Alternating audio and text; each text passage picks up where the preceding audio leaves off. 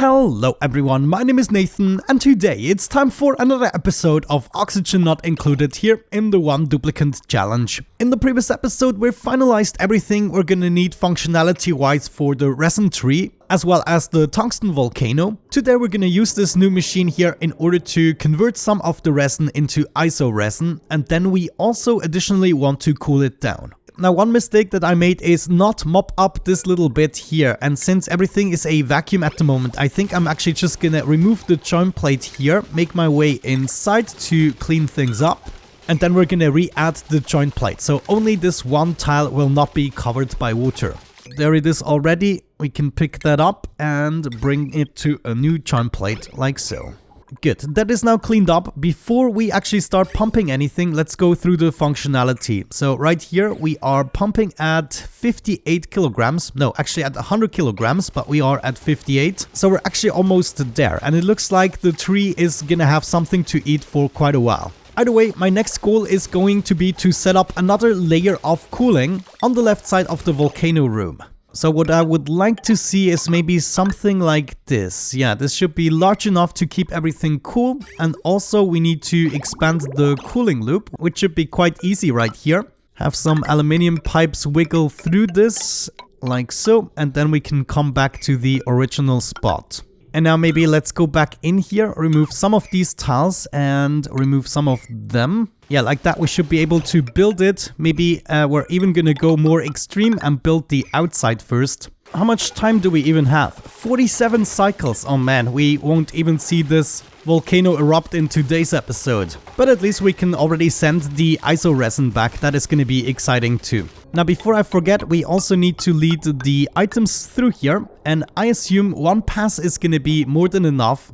And now I think I'm just gonna bring this back to the ladder here, and we're gonna hijack the one conveyor rail we already have. So the food one is gonna go to the left side here, and then maybe we can come up with a radbolt collection area right here, together with a launcher. Let's actually see what we need for this. If we have the interplanetary launcher right here, then we could go ahead, cross this side in order to get into it. Yeah, that should be good enough, but how are we gonna fuel this up? We do have 218 rats here, and we have plenty of extra power, especially once the tungsten volcano goes for it.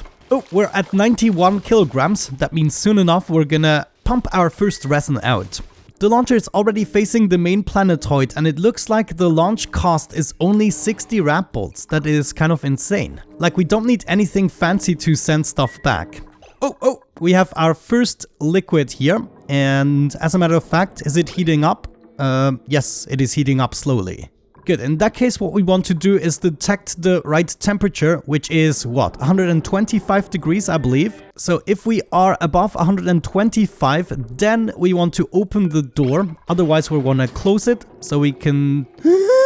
thankfully that is a steel tile. Okay, I was worried there. Yeah, this should be okay. Resin, why aren't you heating? Okay. We got the first piece of ISORESIN here. This should now immediately be picked up. So that is a new material. Let's just do everything, right? Yeah. And then it will be picked up and brought over. Let's see where this is being brought, right here. And then it would be going through our cooling system. Now we have a little bit of an issue here that I didn't anticipate. Namely, we cannot transfer the heat quickly enough, like out of these doors. It doesn't seem to be happening quick enough. Yeah, and then right here we already got some naphtha, which is a good indication that we are transferring the heat too quickly over here. And I think we should be able to fix that problem if we manage to suck the heat quicker out of these mechanized airlocks. So for one, it would be great to build them out of steel instead of gold amalgam, because that will transfer the heat much better. Yeah, because now that piece of naphtha is just heating up the place like crazy. Okay, lesson learned. I'm actually gonna save scum this, sorry. By the way, if you haven't noticed, I started a new Factorio Let's Play. If you're interested in that, definitely check out my channel. We're already at episode 5 or 6, and it is gonna be a glorious playthrough. Anyway, so before we let our first resin pass through here, we want to enter the building again. And then what I would like to see is a temp shift plate. We might be able to save everything just with that plate, though it will not be able to suck the heat out of the first door here. Interesting, so maybe I'm gonna make it a little bit larger, to be honest with you. And this way we would be able to add a temp shift plate so we can suck the heat out of the first door as well. namely by replacing this tile here with the temp shift plate, so we can suck the heat out of this door and push it over into the room. Yeah, I want to see if that allows me to fix the system without replacing the 2 doors. Very nice. So temp shift plate goes right there. It's gonna heat up these tiles as well. And then I would say we're gonna add here one as well. That is gonna take the heat from these 2 tiles coming from the temp shift plate and distribute it further into the room. Or we put it even here. That might actually make more sense. Have another one here. As long as we are just touching the tiles here, we will be spending some time heating them up. But overall, I still think this might just work out. Otherwise, we are gonna grab some steel, replace these doors. So there are my temp shift plates right there. We're gonna wrap things up by closing off the room. Good, with that out of the way, reconnect the pipe. The resin should be incoming. And I'm also gonna set that temperature to 125 degrees. So resin incoming, and there it is. It should now be heating up rather quickly. Wait a second. No, actually this seems to be working much better already. Yeah, distribution is much better. It's not getting that dramatically hot. And now as soon as we got everything here in terms of ISORESIN, we're gonna pick it up. And then of course we also end up with a respectable amount of steam, and the temp shift plates are helping to keep this under wraps. And now we are also slowly but surely destroying a little bit of that steam every now and then. There is still naphtha here. So it's 205, yeah, over 200 degrees. We do get a little bit of naphtha. Let's just keep observing it for a little bit. So new resin that's incoming is being converted right away. That actually went really quickly. So maybe having this turn into naphtha was even lucky, because now the thermocenter is regulated a bit better with not being in steam but in naphtha that has a more constant temperature here. Yeah, I gotta say I like that. Now, where did my ISORESIN go? It all went into the launcher. Okay. It is currently 107 degrees. That is not necessarily what we want. What we want is to cool it down naturally. So I'm just gonna let the rest leave the building here. Okay, and now we can set up the metal tiles. Yeah, I think we were just having some troubles in the beginning to start regulating the temperatures and to start getting a certain amount of steam in the joint. But this now seems to be working very well. The tree is still eating, and it has 139,000 kilocalories of excellent fruit to go through. My metal tiles here are doing fine at around 20 degrees. I think we can close this off again. Let me see. Maybe we can already connect these again. Right now this thing is 160 degrees. But if it passes through the metal tiles, it's going down dramatically. Right here it's at 40 degrees, which is absolutely acceptable. Wait a second, how is this possible? One of these guys is 129 degrees. That doesn't make sense. Except maybe it is too little? No. All the other pieces are cooling down to the 30 degrees, so that's kind of an outlier there. And now looking at this, we already have 52 kilograms, so that is a fourth of a load, and we barely started. This is great.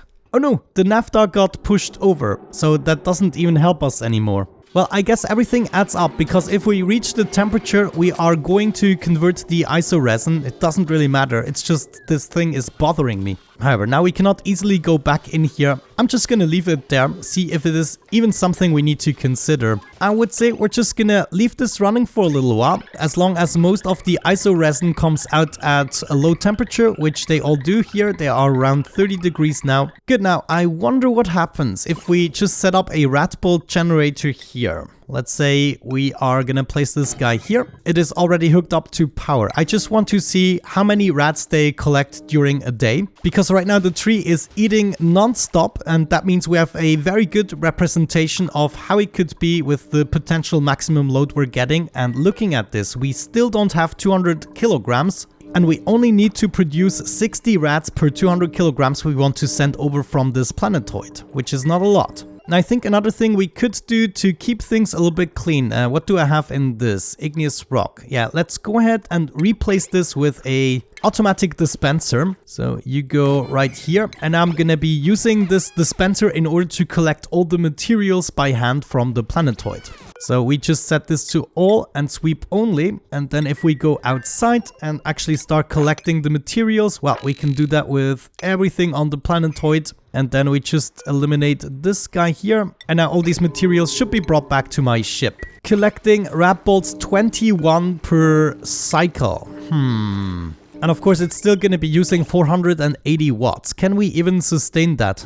Not really. Well, we could use the magma heat. In this case, I wonder if it's even going to be worth it to ship this over. Maybe we're just going to take a trip every 500 cycles or so. Yeah, honestly, I'm not so sure. Even one radbolt generator might be enough because we shoot 50 radbolts, right? Collecting 21 at a cycle. Let's actually shoot 60 radbolts, or 61 I should say. And that means within 3 cycles I have collected enough radbolts to shoot this thing once. And if we are below the 200 kilograms after that, it shouldn't be an issue. Otherwise, we just set up 2 radbolt generators. Now, obviously, what we'll have to do is set up some drywall here. And I think I'm just gonna continue my drywall pattern there. And then I'm gonna be using this bottle emptier to set up some more liquid that we then can use to cool things down. So let's say if I have some water, that should be brought here. I don't think actually I do have water or anything else for that matter. Well, of course we have some in the cooling loop. We might be able to just extract a packet here.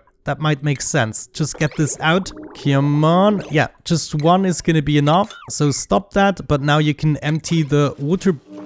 Oh, okay. Okay, that's fine. That's fine. Connect this. Yes. Okay. That's actually fine. Now we can keep this cool again, the radbolt generator. I'm just gonna move this over with radiant pipes all the way to here, and then below we go back with normal pipes, or insulated ones I should say. So this would be quite an easy way to keep this cool, and radbolt generator is cooling off again. Now it collects 16 per cycle, actually not 21. But either way, I don't really see how this is gonna work with just one collector. It's gonna take too much time. Well, for now, I guess let's keep going, observing this a little bit, see if that is working out. Yeah, I mean, as long as we don't get more naphtha than that, we should be okay. And just look at all the ISORESIN that's coming back. Each of these is between 1 and 2 kilograms. And now we're just bringing this back home. Yeah, I think 1 or 2 radbolt generators are gonna be enough. The thing is just overnight we will be using up the energy, as you can see. So that is gonna be a huge issue. Because whenever we reach 0, actually that was enough to go through an entire night. But when we reach 0 and this thing cannot be supported anymore, then we would be losing all the rats we've collected so far. So either we tap into the magma biome to make some more power and then just set up a ludicrous amount of radbolt generators, or we could utilize the hydrogen vent, but then this also needs to be cooled down a little bit. Curious. Let's just wait for the first shot here, kind of check out whether or not this would be adding up at all. Okay, I've been observing this for a little bit, and I figured maybe if we just manage to snug up enough power over the nighttime, we might be able to get away with it. So what I think I'm gonna do is expand this part by a little bit. Maybe we can even expand it all the way over to here. That will give us the space for 3-4 more batteries. And then we also have to think about a piece of automation here. This sends a green signal when the storage is full. So if we snatch this up and invert the signal like so with a NOT gate, give me copper wire, input that into the radbolt generator. This way we also stop it should the system ever get clogged up. Nice, we should be able to safely disassemble this now. Then we're gonna add 4 more batteries, connect them with a wire, and everything should be fine. We just take a little more time to collect all the resin. There are the batteries, they are ready to be charged up. This is gonna give us plenty of time during the night, and I presume the next interesting moment is gonna be once the tungsten volcano activates. Wait a second, I think we just discharged here. Did we also shoot something? No, we only have 150 kilograms in there. Okay, that is fine. I'm gonna finish collecting the materials here and then we're gonna make our way back in order to resupply some food. In the future, it would be great to maybe set up an automatic farm here, a ranch of some sorts, where we sacrificially donate some meat to the tree. I was kind of fond of that idea. By now, by the way, I can pick up 3,000 kilograms of something, which is pretty darn nice, I have to say. Combined with my super speed, this makes me pretty happy. Now, we will have to come back to this planetoid once again in order to make adjustments to the system. We might have to upgrade this, potentially even with a Wii-Swords of some sorts. You know, looking at this, I fear that this might just go ahead and heat up over time. Yeah, we definitely have to also cool this down, but considering our water is above the 20 degrees mark, this shouldn't matter. But it's definitely going to be worth it to replace one of these pipes with a radiant one and keep things under control. There is the pipe and immediately things are cooling down again. Yeah, this is going to help. Good, now we picked up everything from the planetoid except these two annoying little pieces. We're gonna be returning in 40 cycles when this volcano erupts, and we will have to make some adjustments then. But we've spent enough time on this planetoid, it is time to go back home, begin that launch sequence. It was a glorious day, a glorious moment. Now, of course, as we launch the rocket, we are expelling a little bit of CO2. Oh, it is actually way more than I anticipated. We might have to move this up.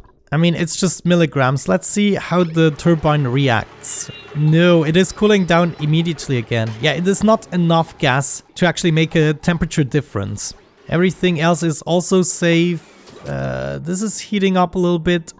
Okay, so it does have a little bit of an impact here on this joint plate. So that is one thing I totally did not think about. I wonder if we could prevent this from happening by making a little border here, because this heavy watt joint plate is definitely heating up. We could also just separate it from the rest of the world, so what we see here doesn't matter. I mean, the steam turbines aren't affected by just a couple of grams here. Yeah, I don't think this has even been mentioned in the comment section as a potential failure, but geez. This is a little bit frustrating, especially because it is much more than I thought. But here we are, flying back with our rocket. Less than a cycle and we can finally sleep in our own bed again. Oh, here we are, arriving at the planetoid. Let's check this out.